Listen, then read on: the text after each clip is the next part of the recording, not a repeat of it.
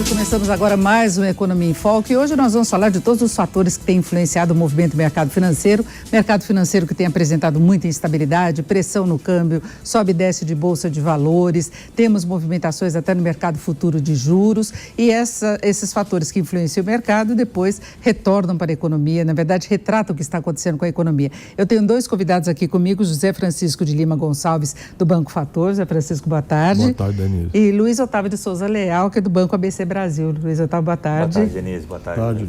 E eu lembro que você pode participar da nossa conversa pelo Facebook, você manda suas perguntas, eu vou estar olhando aqui e passo para os nossos convidados, e também no Twitter você coloca a hashtag Economia em Foco e também pode participar. E vamos começar falando então dessa instabilidade toda de mercado. O mercado fica até buscando meio justificativa para o dólar, tem uns dias aí que o dólar dispara. E o que aconteceu? Zé Francisco, a tua leitura. Eu acho que a boa e velha tradição de emergentes são todos emergentes até prova em contrário. Eu acho que o movimento que começou com o Chile, em virtude da piora, do acirramento da crise política, atingiu os emergentes de maneira geral. Claro que uns mais, outros menos, né? E com um rodízio, né? Cada dia um perde mais, um perde menos. De modo que eu acho que esse é o primeiro ponto. E o segundo ponto, na minha leitura, foi a frustração quase que completa com o leilão dos excedentes do pré-sal da Petrobras. Foi o primeiro momento de disparada do dólar. E também você tinha uma expectativa muito forte disso inaugurar um fluxo de dólares para cá, de um lado, e de outro lado disso desenhar uma perspectiva de arrecadação mais confortável para o governo, e nenhuma das duas coisas aconteceu, pelo menos no nível ambicioso em que se imaginava. Então você juntou as duas coisas e aí um pouco de cautela, né? Agora, Luiz Otávio, você vê o Brasil com condições de se descolar em algum momento por causa de avanços na economia? Porque a gente vê que por trás das manifestações em outros países tem a questão econômica, a distribuição de renda, condição do aposentado, no caso do Chile, por exemplo, é um dos fatores. A Bolívia cresceu, mas aí tem uma questão política mais específica, mas agora a Colômbia, população reivindicando a revogação de algumas reformas que aconteceram. Aqui no Brasil, os resultados que podem ser obtidos seriam suficientes para manter uma satisfação da população? Denise, isso é uma boa pergunta, porque eu acho que eu até brinco, falando uma frase meio paradoxal, que é o seguinte: o maior risco do crescimento do Brasil é o Brasil não crescer, tá? Por quê? A partir do momento em que você não começar a não desenvolver, sair desse marasmo de um crescimento de 1% todo ano, você não pelo menos dobrar esse crescimento para 2%, 2,5%, o que vai acontecer é, primeiro, uma insatisfação social maior, porque no reboque disso você não vai ter melhoras na taxa de desemprego, vai continuar esse drama de mais de 11 milhões de brasileiros desempregados. Isso vai pressionar a classe política, você vai começar a ter aquela ideia de medidas populistas, tá?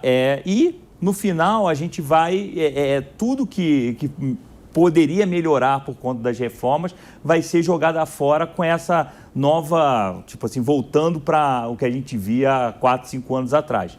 Tá? Então, eu tenho muito medo, a sua pergunta é bastante pertinente por causa disso. Eu acho que se você não tiver essa capacidade, eu particularmente, a gente até está discutindo aqui antes, eu sou mais otimista que o Zé Francisco, mas se eu tiver errado e não tiver o crescimento, eu acho que efetivamente a gente corre o risco de ter uma convulsão social como teve em outros países. Eu acho que o crescimento, no nosso caso, é fundamental. E mesmo quando a gente fala em recuperação de mercado de trabalho, a gente vê um nível de informalidade muito grande, batendo recordes, isso quase sempre vem com perda de poder de compra, e a recuperação do emprego formal está acontecendo há 7 meses, mas é muito pequena, né? Uma fatia pequena do universo de desempregados. Crescendo abaixo de 500 mil vagas por ano. É um ritmo muito fraco. Se a gente lembrar que tem 11 milhões de desempregados, é só fazer a conta para ver como precisa acelerar esse crescimento do mercado formal para dar conta do nível de desemprego. E como você bem lembrou, se não me falha a memória, 20 milhões dos empregados, dos 85 milhões de empregados, estão no chamado conta própria, que é a menor faixa de remuneração. E pior, Denise, é que essa categoria, conta própria, é a única que cresceu expressivamente nos últimos 9 anos, que é o alcance da PNAD, da pesquisa do IBGE. É o único grupo que cresceu de maneira expressiva. Você tem grupos que contraíram em termos absolutos, é um negócio impressionante. E é coisa razoavelmente qualificada, como oficina, manutenção, quer dizer, é uma coisa muito preocupante esse risco. Mas eu acho que o Luiz tocou num ponto que é muito importante, que é essa relação entre crescimento e melhora do mercado de trabalho de um lado e a própria viabilidade do crescimento a partir, vamos dizer, não só da aceitação, mas da utilização dessas reformas como uma alavanca para o crescimento. O ponto aí, e até eu concordo plenamente, o ponto é que para isso você precisa chegar em algum lugar. E quando a gente olha a negativa no Chile, na Colômbia, onde quer que seja, em relação a reformas que foram feitas, que são parecidas com o que foi feito na Previdência aqui, parecidas com o que se pretende fazer na área fiscal, daquela maneira, daquele ritmo, etc., eu acho que nós estamos caminhando numa direção de achar que nós vamos aguentar até depois das reformas. Eu acho que essa é a divergência básica que existe. E não é aqui, eu acho que mas você vai ter que ter ganhos, né? Quando o Luiz Otávio estava falando de crescer o dobro, é possível que no ano que vem o Brasil cresça o dobro deste ano, de 1 passe para 2. 2 talvez produza algum resultado mais palpável em termos de melhoria de condição de vida. Eu acho que essa é a chave do problema, tá? A gente vai ter que gerar esse tipo de ganho de bem-estar. E aí, a gente vai ter que também, e eu acho que é aí uma coisa importante que a classe política está antenada com isso. Então, alguns pontos importantes das reformas, principalmente com o que diz respeito a estados e municípios, eu acho que vão ter um avanço, que é a questão de que, se a gente for pensar bem, os serviços básicos para a população, que são segurança, saúde, educação, são dados pelos estados e municípios. Ou seja, mesmo que a economia cresça, mas você continue com uma situação de penúria fiscal nesses entes federais, a sensação, mesmo com a economia crescendo, a sensação vai ser ruim. A sensação vai continuar sendo de que os serviços não estão sendo dados. Ou seja, você pode até ter emprego, mas você não vai ter saúde, a sua escola vai continuar ruim, vai continuar aumentando a criminalidade. Então, eu acho que essa sensação ruim vai acabar chegando na classe política. Tá? Então, a gente está andando sob gelo fino nesse momento para... digamos que a classe política parece ter entendido o recado e está indo nessa direção de ajuste fiscal para dar mais espaço para você poder investir, o governo federal investir, para dar espaço para os estados e municípios investirem. O problema todo mundo está falando assim, vamos fazer esses ajustes e aí a gente vai chegar no nirvana. Então, mas o ajuste ele é contracionista. Então. Aquelas PECs que o governo apresentou recentemente é tudo para reduzir despesa. Ele quer, inclusive, transferir para estados e municípios a responsabilidade de construir escolas em áreas mais carentes. Então, ele vai reduzindo aquela obrigatoriedade dele injetar dinheiro. Num outro momento, talvez ele tenha mais liberdade, mas do início ele não vai contra. Chegamos a um outro momento. Exato. Né, por isso que... Como é que faz a ponte? É a ponte que é perigosa, entendeu? E aí que temos, eu acho que é a grande divergência, porque eu não imagino que mais do mesmo vai nos levar ao outro lado do rio. Ou seja, mais contração fiscal no curto prazo abriria espaço para crescimento sustentado, sei lá o nome que se dê, adiante, né? Eu entendo que se você não tiver como recuperar fortemente o nível de emprego e de uma maneira que gere arrecadação, portanto, não emprego informal, tem que ser o emprego que recolha para o INSS, recolha recursos e mesmo impostos sobre renda de pessoa física, eu acho que sem isso você vai patinar no mesmo lugar, né? Porque você corta despesa e não viabiliza aumento de despesa de ninguém por outro lado. Então, eu acho que fico preocupado de qual possa vir a ser a reação, como você diz, da classe política. Sei lá o que podem inventar. Mas eu acho que existe a chance de aparecer, aí sim, alguma liderança que organize essa passagem. Porque do jeito que está, você fica com medo do futuro e eu fico desesperado. Porque agora, essa liderança não está por aí, né? Agora o Congresso, ele tem tomado algumas iniciativas também, grupos pequenos, de se tentar levar adiante uma pauta social, não só de reformas. Porque se sabe da dificuldade do Brasil. O Brasil, inclusive, sofreu as consequências da recessão econômica, aumentou a desigualdade, aumentou a pobreza, aumentou o desemprego, aumentou a carência da população em relação a uma série de coisas. Não, inclusive o próprio Rodrigo Maia é um dos que viu que precisa dessa válvula de escape. Tá? E eu acho que uma coisa importante que nessa ponte é que, por enquanto, está muito devagar, e eu acho que a gente vai ter que acelerar isso em 2020 se a gente quiser efetivamente fazer uma ponte sólida, é a questão das concessões e privatizações. É isso que eu ia colocar. Eles contam muito com o capital privado e capital de fora. Exatamente, porque, na verdade, você tem o que aconteceu. Você tirou a capacidade do setor público de investir e não tem ainda o setor privado fazendo esse papel. Então, a forma mais rápida e mais eficiente de fazer isso é exatamente você indo para a parte de infraestrutura. Tá? Então, concessão de estradas, concessão de aeroportos, portos, ferrovias, para que você tenha, e apetite dos estrangeiros para esse tipo de investimento vai ter. Tá? Então, eu acho que é essencial, eu acho que em 2020, eu acho que a gente pode crescer ainda com uma certa inércia, por exemplo, desse FGTS que vai ter, um certo investimento em melhoria, não em aumento da capacidade, mas em melhoria das plantas, ou seja, modernização, alguma coisa assim, mas isso não é sustentável. Você precisa, depois que der esse primeiro passo, você precisa de alguma coisa que dê o segundo.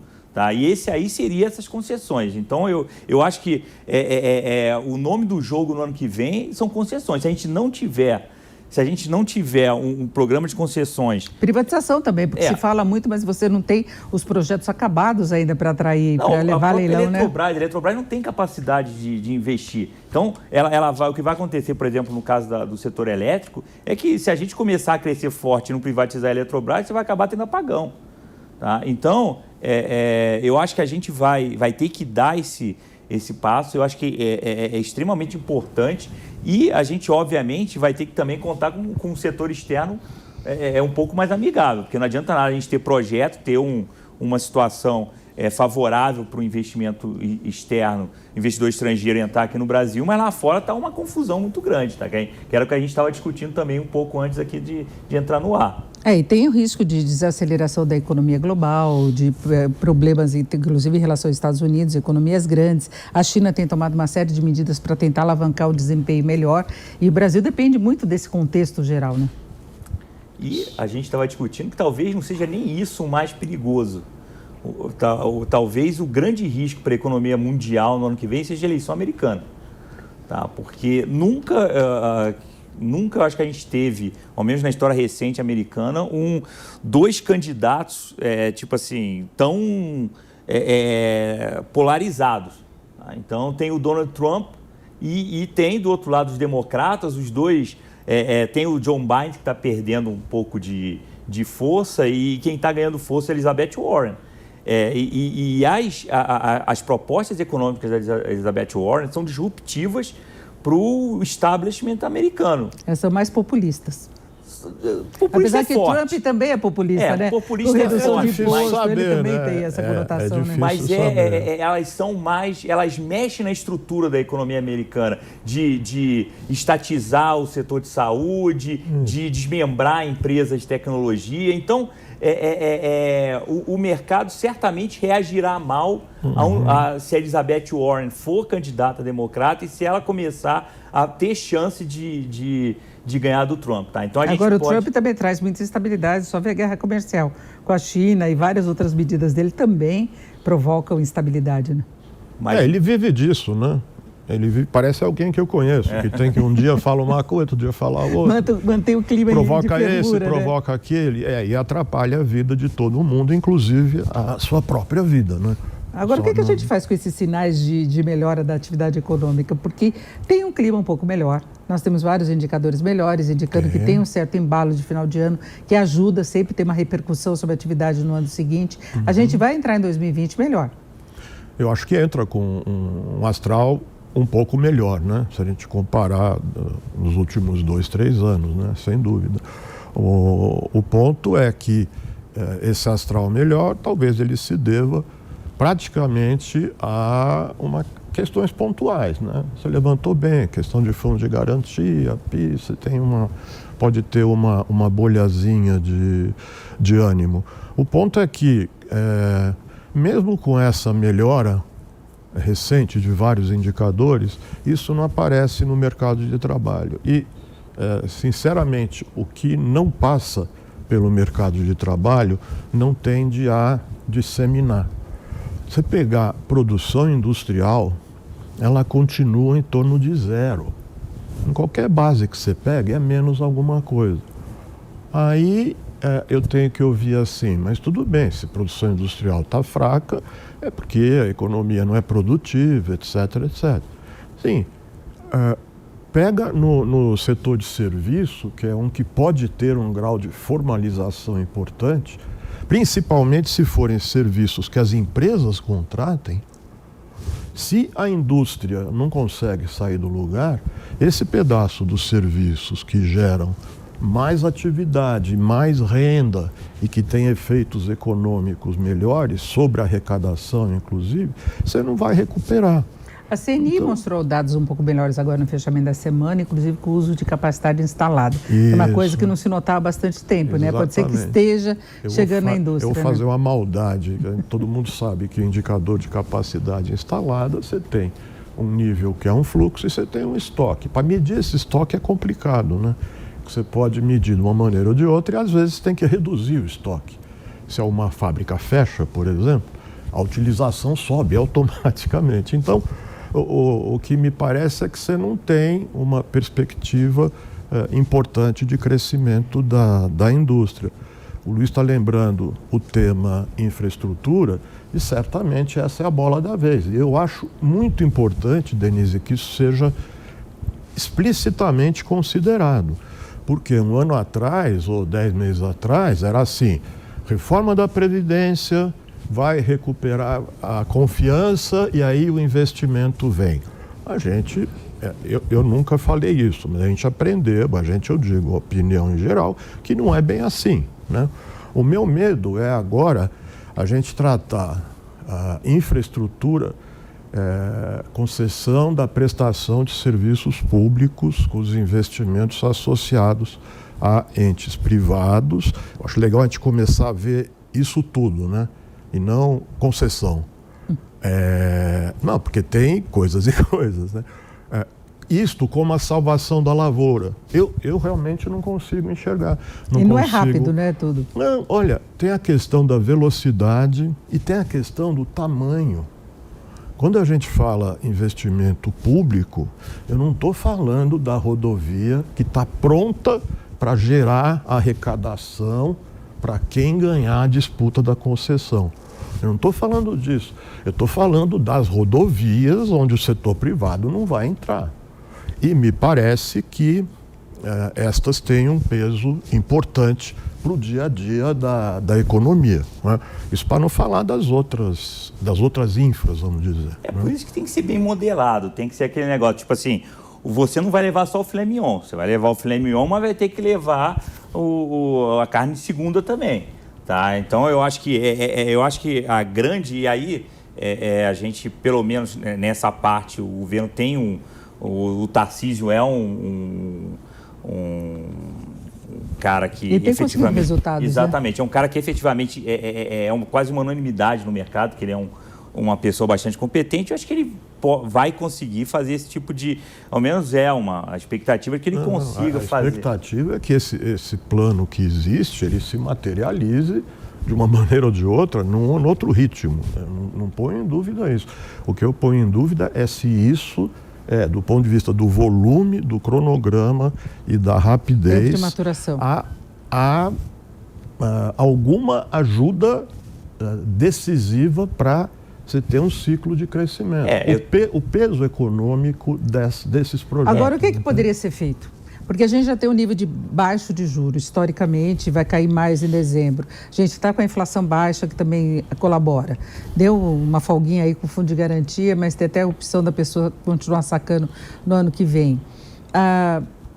Tem a reforma da Previdência, deve avançar com outras reformas. O que se poderia fazer a mais hoje para acelerar esse processo de retomada? Eu acho que agora é esperar maturar essas condições todas. Eu acho que você tem... eu até brinco nas apresentações que eu faço, que há 3 anos eu falo a mesma coisa, entendeu? Todas as condições estão sendo dadas para que você, no ano que vem, você cresça mais de 2%. Desde o Temer, né? Desde o Temer. Inclusive, se você for pegar nos últimos 3 anos, a expectativa do Focus na virada do ano é de crescimento de 2% a 2,5%. Aí, quando chega em maio, acontece alguma coisa que quebra todo mundo. Esse ano está menor do que o ano passado. Então, eu acho que a gente vai chegar próximo de 2,5% no final do ano. Pode... Chega. Vai chegar. Está 2,17. Vai chegar. Então, eu acho que falta o motor de ignição. Porque o motor tá com óleo, tá todo... O que vai ser esse motor de ignição? A gente achava lá atrás que era a reforma da Previdência. Não pareceu, por vários motivos. Pode ser que tenha sido por conta do setor externo. Logo depois que passou a reforma, se a gente for ver, deu uma piorada muito forte. Foi exatamente quando piorou. Latina, né? A América Latina foi quando piorou a situação. Foi quando a Argentina ficou claro que o Macri ia perder. Você teve o recrudescimento da guerra comercial. Quando a China, que estava sendo só reativa, começou a atacar os Estados Unidos também. Então teve uma piora. Agosto foi um mês muito ruim em termos de mercado. Então eu acho que isso influenciou no ânimo não só do investidor interno, mas do investidor estrangeiro. Talvez se o investidor estrangeiro tivesse com mais apetite, tivesse entrado, isso aí poderia ser um motor de ignição, mas claramente, e aí conversando, indo para a questão do investidor estrangeiro, porque quem não entrou, claramente a visão dele agora é o seguinte, tudo bem, vocês fizeram essa reforma, é bom para vocês não quebrarem, mas para eu entrar, eu quero ver crescimento. Crescimento agora, é o nome do jogo. Tem uma questão aí institucional também e de falta de pacificação política, porque a gente sente que tem uma coisa no ar, assim, uma coisa mais pesada, né? Que a gente não está num país que está com uma estabilidade política, não tem nenhuma situação de conflito de fato, né? Diferente de outros países, mas é uma animosidade, assim, uma polarização que vem desde a eleição, né? Mas um desgaste. Onde é que está pacificado ele? O mundo está louco. Você vê, alguns países da Europa. Está tendo confusão em Hong Kong, está tendo confusão. Na América Latina não dá para fugir. Isso é uma panela de pressão, né? Não tem nenhum país. Porque agora você tem uma situação conturbada até no Paraguai. Né? O Uruguai tem situações de conflito bem latentes. Na Europa, você tem o crescimento da direita na Alemanha, você tem o Brexit no Reino Unido. E tem a direita perdendo em outros lugares. Né? Tem o Israel vai para a 3ª eleição em um ano. Na Espanha também os caras não conseguem formar um governo. Então, tipo assim, o mundo tá conturbado. E aí o capital, e aí eu não falo... Se a gente for pensar num capital produtivo, capital investimento em infraestrutura, investimento em produção, eu acho que essa questão da estabilidade, eu acho que tem um peso maior do que, por exemplo, o capital financeiro. O capital financeiro vem aqui para investir na bolsa, ganhar dinheiro e ir embora. E aí é só bolsa, né? Porque a rentabilidade de juros está caindo no mundo todo também. Isso... É outra coisa típica. Você tem liquidez, o pessoal com medo de aplicar num ou no outro país, porque está tudo esquisito. E o crédito privado, que era uma das esperanças no começo desse ano, falando do mercado de capitais, também deu uma frustraçãozinha aí nos últimos 2 meses. É né? porque foi muito no osso, né? O pessoal então, foi no... Mas aí que tá, é isso, mas foi. É o que aconteceu. Né? E... Não dá para... Eu não consigo corrigir o pessoal e dizer que podia ter sido de outra maneira. Foi do jeito que foi. A questão é olhar para frente. E para mim ficou muito claro que quando você pegou o estrangeiro, você tem um problema de garantia que é muito complicado, mesmo que você tenha incentivos para esses papéis e tal. E para o gringo, só um rodapé, Portugal vai bem, hein? Vai bem. Portugal, conseguiu, né? A geringonça funciona, a geringonça funciona. Mas Luiz, você falou que o estrangeiro, ele quer, ainda mais numa situação em que não é renda fixa, ele quer crescimento. Ou seja, eu não consigo contar com um estrangeiro para detonar o crescimento, para disparar. Exato. Ele não consigo. Ele quer botar o pé onde ele tem certeza que vai estar bem, né? O estrangeiro vai ser o que vai acelerar essa roda. Mas certamente concordo com você, não vai ser o que vai dar o start. Eu acho que o start pode ser esse FGTS no final do ano, que vai ser uma coisa pontual, fora da curva, para dar um tempinho pode mais, dar né? sei lá, melhorar o ânimo. Bom, nós vamos chegando ao fim. Eu acho que a única conclusão é que o jogo está aí para ser jogado, é isso? É isso, mas é sempre assim. Só que agora as fichas estão mais espalhadas aí para juntar e tomara que dê uma boa jogada, né? O tal do VAR está atuando, faz isso, faz aquilo. Mas é isso, nós fechamos por aqui a Economia em Foco de hoje. Contamos com a presença do Luiz Otávio de Souza Leal, que é economista do Banco ABC Brasil, José Francisco de Lima Gonçalves, que é do Banco Fator. Eu lembro que a íntegra do programa do Economia em Foco fica disponível no YouTube e também no Facebook da Jovem Pan News. Uma boa tarde.